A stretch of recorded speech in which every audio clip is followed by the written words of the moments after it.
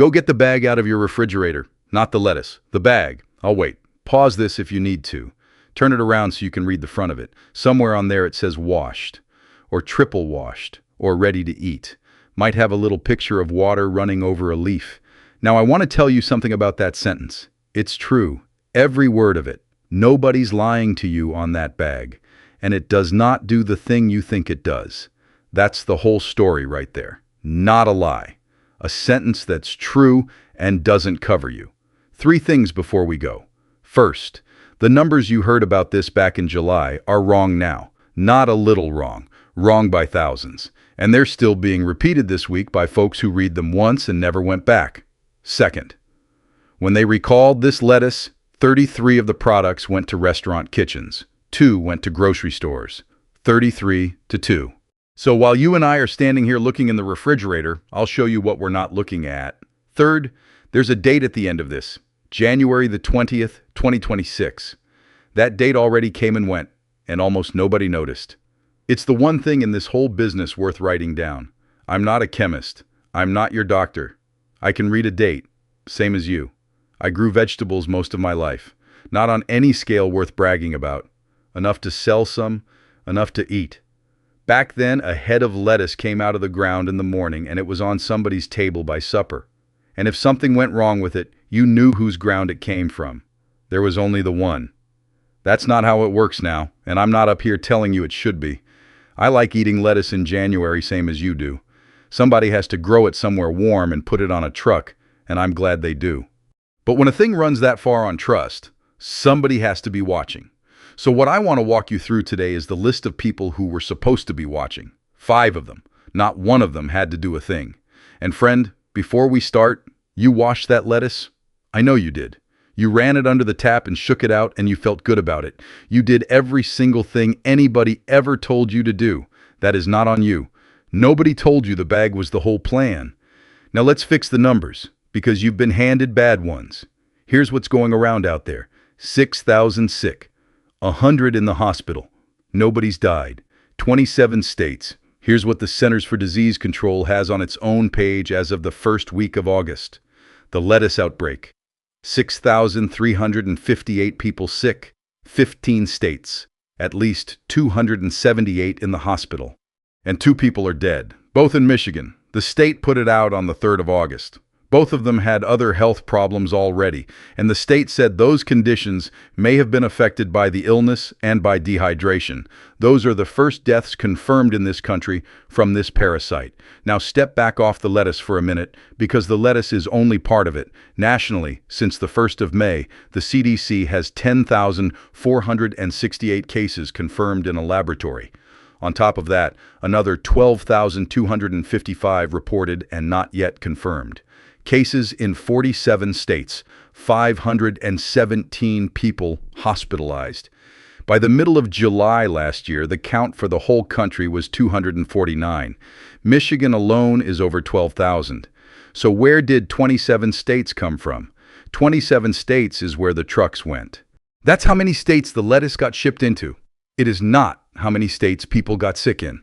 Somebody read that number off a company statement in July, said it out loud, and half the internet has been saying 27 ever since, like it means 27 states full of sick people. Nobody lied to you. They read it once and they never went back. And there's one more number out there that isn't old. That one was never true to begin with. Number 5, the bag, washed, triple washed, ready to eat. Go look at yours again.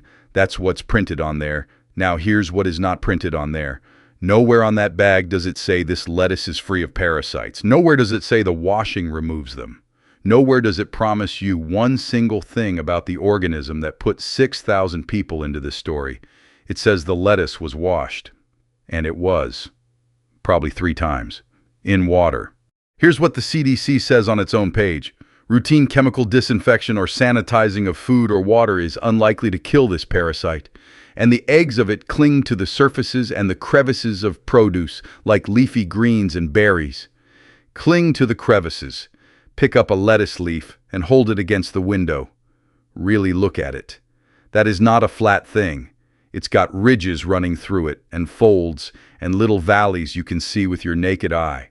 Under a microscope, it's worse than that. It's country. Water runs across the top of country. It doesn't go down into it. And it isn't just the shape working against you, it's the shell. This thing is called Cyclospora, single-celled parasite, 8 to 10 microns across. You could lay 100 of them side by side across one of your hairs and have room left over. Back in the 90s, when the scientists were still arguing about what this thing even was, they had already written down the one thing that matters here. The shell it wears is resistant to chlorine. Not chlorine at swimming pool strength, chlorine at the strength that's in drinking water. So the plant washed it, in water, and the shell was built to sit through exactly that. That's not a lie on the bag, neighbor. The lettuce got washed. The washing was just never the thing that was going to save you. Now the CDC does name one thing that works: heat, cooking, and the agency puts a number on it: 158 degrees Fahrenheit, 70 Celsius. I'm not going to stand here and tell you to cook a salad. Nobody's cooking a salad, but sit with the shape of that for a second. The one step that kills this thing is the one step nobody performs on the food it lives on: lettuce, berries, cilantro, basil, the cold stuff, the fresh stuff, the stuff you reach for on the days you're trying to do right by yourself. There's no villain in that. That's just how it lays out. So the wash didn't catch it, and you're not going to cook it. That leaves the doctor, and that's where this gets worse. Number 4, the test. Say you ate it. What happens? About a week later, give or take, anywhere from 2 days to 2 weeks, it starts. Watery diarrhea. The CDC's own words for it are frequent and sometimes explosive. Cramping, bloating, no appetite, and a tiredness that just sits down on top of you. Here's what makes it different from any stomach bug you've had in your life: it doesn't end. A stomach bug is 2 days, maybe 3, and you turn the corner. This one, untreated, the CDC says can run from a few days to a month or longer, and it comes in waves. You get better. You think you're through it. You eat a real meal and you feel like yourself again. Then it comes back. Better than worse. Better than worse. Over and over. And health officials have been clear about where the real danger sits in that pattern. It isn't any one bad day. It's the fluid going out for weeks. They've said the risk of dangerous dehydration runs highest in older adults and in people already carrying other health problems. Both people who died in Michigan had other health problems already. So you go to the doctor. Good. That is the right move, and I want you to make it. Here's the trouble. The CDC says, right on the page it writes for physicians, that testing for this parasite is not done routinely in most laboratories in this country. A doctor has to specifically request it. If nobody asks, a standard workup can come back clean while you are plainly sick, and it's thinner than that still. The same agency says the eggs get shed on and off, and at low levels, even in somebody with heavy diarrhea. So a single negative sample does not clear you. It may take several samples, taken on different days. Read that twice and think about what it looks like in a real week. You're sick. You drag yourself in. They take a sample. It comes back negative. You go home believing it's a bug and you're supposed to ride it out. That is why health officials in Michigan have been telling people to ask for the Cyclospora test by name. Not the general one, that one. Because if nobody asks for it, it does not get run. And if it does get run and it comes back positive, there is something to be done about it. The CDC's clinical page names a specific antibiotic combination as the treatment of choice: trimethoprim sulfamethoxazole. You'd know the name on the bottle: Bactrim or Septra. I am not your doctor, and I am not telling you to take anything. That is a conversation between you and the person who knows your chart. But I'll tell you the one line off that page I'd want somebody in my family to have heard. For people who can't take sulfa drugs, and there are a lot of you out there, the agency says no highly effective alternative has been established. If you carry a sulfa allergy, that's a sentence worth knowing before you're sitting in the room. All right, the wash didn't catch it. The cooking's off the table. The test only runs if somebody asks for it. That leaves the recall. And the recall is where most folks figure the system finally does its job. Number 3, the recall. Here's what happened. And here's the part that got said wrong nearly everywhere. On the 17th of July, Taylor Farms de Mexico pulled all its iceberg lettuce grown in central Mexico off the market. Retail and restaurants both. At Walmart, that meant the market-side bags, the 12 and 24-ounce iceberg salad, the 8 and 16-ounce shredded lettuce. Best if used by dates from the 18th of July through the 3rd of August. Taco Bell said it stopped using that lettuce the same day. And I keep hearing people say the FDA pulled it off the shelves. The FDA did not pull it off the shelves. The company pulled it on its own, voluntarily. The FDA's own notice says so, and so does the company's own statement. They shut down production at that facility in central Mexico the next day and brought in outside people to go through their food safety practices top to bottom. I'll give them that. They moved. But be clear-eyed about what you just watched. What you watched was a company deciding. And now here's the number that ought to sit with you. Of the products in that recall, 33 of them went to food service, 2 went to retail, 33 to 2. So you and I have just spent several minutes on the bag in your refrigerator, and the bag in your refrigerator was very nearly the whole of the part you could see. The rest of it went to kitchens. It went into a shredder and onto a taco and across a counter to somebody who never saw a bag, never saw a date code, never had one single word to read. You cannot check a label at a lunch counter, friend. There isn't one. And then there's the timing, which I can't get past. The first people in this outbreak got sick on the 22nd of June. The recall came on the 17th of July, 25 days. And the FDA said both of the people who died in Michigan got sick before that recall date. The recall did exactly what a recall does. It stopped the next person. It never had a chance at the ones already sick. And there's one more piece of this that got twisted around, and I want to straighten it out before somebody hands it to you sideways. Not one sample of this lettuce ever tested positive. Not one. On the 19th of July, the FDA announced that a sample which had come back positive at the border was a false positive. Their words for it, it does not represent true amplification. And they've said since that no product sample has tested positive for this parasite. Some folks took that and ran. See, they said, false alarm. It was not a false alarm. The FDA didn't back off an inch, and here's why.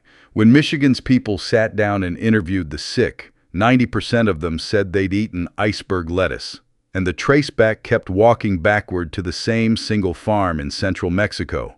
Every road went to the same gate. That's not one dish in a lab. That's a pattern, and a pattern made of 6,000 people is a much harder thing to argue with than a dish. Besides which, this bug hides down in the crevices, sheds on and off, and sits at levels a test can walk right past. Not finding it proves nothing at all, so the company caught it, eventually, on its own, which brings me to the part that almost nobody has said out loud, because there were supposed to be people watching who don't work for the company. Number 2, the Watchman. Let me tell you about 2013. That summer there was an outbreak of this same parasite in this country. 631 people, 25 states. The CDC opened its Emergency Operations Center over it. And the restaurant cases in Iowa and Nebraska got traced back to a salad mix. From Taylor Farms de Mexico, Guanajuato, Mexico. Same company, same country, same parasite. 13 years ago. Now I want to be careful here because it would be easy to holler about that, and hollering isn't what I'm after. A company can have a bad year. It can have 2 bad years 13 years apart. Nobody has proven anything in a courtroom, and the current investigation is still open. But that is a known road.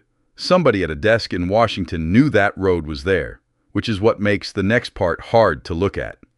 In July of 2025, last summer, the federal network that tracks foodborne illness made testing for this particular parasite optional. Optional. Dr. William Schaffner, an infectious disease specialist at Vanderbilt, has said that change may be affecting the response. Federal officials have said it is not. Consumer Reports went further than that. They laid out that the CDC was forced to drop this bug, and 7 others along with it, from its tracking program, and the reason was budget. They're asking Congress to put the money back. Now hold those 2 things up next to each other. 13 years ago this happened. From that company, out of that country. And last summer, the tracking on it got turned down to optional. I'm not telling you anybody wanted people to get sick. Nobody wanted this. Somebody sat in a room with a spreadsheet and a shortfall and made a call. And this was 3 lines down a list of things to cut. There's no minutes of that meeting. There doesn't have to be. That is arithmetic, not a conspiracy. And there's one more thing about the counting you've earned the right to know before we get to the last one. The CDC figures on about a 6-week lag between somebody getting sick and that case reaching them. 6 weeks. So the number you heard on the news last night is a photograph of 6 weeks ago. Everything I've walked you through, the bag, the wash, the test, the recall, the watchman, every bit of it is people trying to catch this thing after it already went out on a truck. There was supposed to be something that caught it on the truck. Number one is not a brand. It never was. It's a date. January the 20th, 2026. Here's what that date was. Back in 2011, Congress passed a food safety law. Section 204 of that law told the FDA to write a rule requiring real record keeping on the foods most likely to make people sick. The FDA wrote it, published it in November of 2022. It sits in the federal code at Title 21, Part 1, Subpart S. They call it the Food Traceability Rule. Here's what it says. If you grow, pack, process, or hold one of the foods on their high-risk list, you assign a lot code. You write down what happened to that food and where and when. And when the FDA comes asking, you hand those records over in a sortable electronic form. Within 24 hours, fresh leafy greens are on that list. Head lettuce, leaf lettuce, cut and bagged too. It's right there in the commodities. And the whole reason a rule like that got written is the thing we just watched happen. Outbreak after outbreak in romaine and melons and sprouts kept showing the same broken piece. People get sick, and it takes weeks, sometimes months, to find the farm. And while everybody's hunting, the entire category comes off the shelves, and growers who never did a thing wrong get wiped out right alongside the one who did. The rule was written to take that hunt from weeks down to hours. The day it was supposed to start was January the 20th, 2026. In March of 2025, the FDA proposed pushing it back 30 months. That proposal went into the Federal Register on the 7th of August, 2025. And in November of 2025, Congress passed a spending bill telling the FDA not to enforce it before July the 20th, 2028. The FDA is going along with that. The rule itself didn't change, not one word of it, only the date. So walk the calendar with me, friend. June the 22nd, 2026. First person gets sick. July the 17th, 2026. Recall, 25 days of hunting. And the rule that was written for this exact thing, for this exact food, to take that hunt down to 24 hours, was already on the books. Already published, already final. Nobody had to follow it. That is not a loophole. There's no clever lawyer anywhere in this story. The rule is sitting right there in the code where you or I could read it this afternoon. It just doesn't start yet. And it doesn't start for 2 more summers. So what do you do with that? Not a brand list. I'm not handing you one. And if somebody does, understand what they're really handing you. A list that's only good until the next farm. Here's what I'd tell my own people. It isn't printed on any label, and you can do it with your hands. Buy the whole head. Not because a whole head is cleaner, it isn't. Same fields, same water, same everything. Buy the whole head because of what happens to the cut stuff before it ever gets to you. That's the piece behind the traceability rule that nobody says plainly. Greens come into a processing plant from a lot of different farms. They go through the line together. They come out the other side as one product. In one bag, under one name. One head of lettuce is one farm. That's it. That's the whole rule, and you can carry it anywhere in that store. Whole head instead of the bag. Whole carrot instead of the little cut ones. The block of cheese instead of the shredded. Whole melon instead of the cup. Every time a thing gets cut and mixed before it reaches you, you are trading away a name that could have been traced. What you get back is 4 minutes at the cutting board. Some days that trade is worth making. I make it myself. I'm 70-some years old and I buy the bag when my back is hurting. But you ought to know you're making a trade. Right now, nobody's telling you that you are. They print washed on the front and let you fill in the rest. And that is not on you. Nobody told you. 2 things to carry out of here. If somebody in your house has had watery diarrhea for more than a couple of days, and especially if it seemed to clear up and then came back, that coming back is the signature. Michigan's health officials are telling people to go in and ask for the Cyclospora test by name, not the general one, and the other. July the 20th, 2028, that is when this country is finally required to be able to find 1 head of lettuce in a day. Mark it. Because between now and then, every time a recall comes across the news for something fresh and green, you'll know why it took 3 weeks instead of 1 afternoon. It wasn't a mystery. It wasn't a cover-up. It was a date that got moved. The rule is already written. Ask when it starts.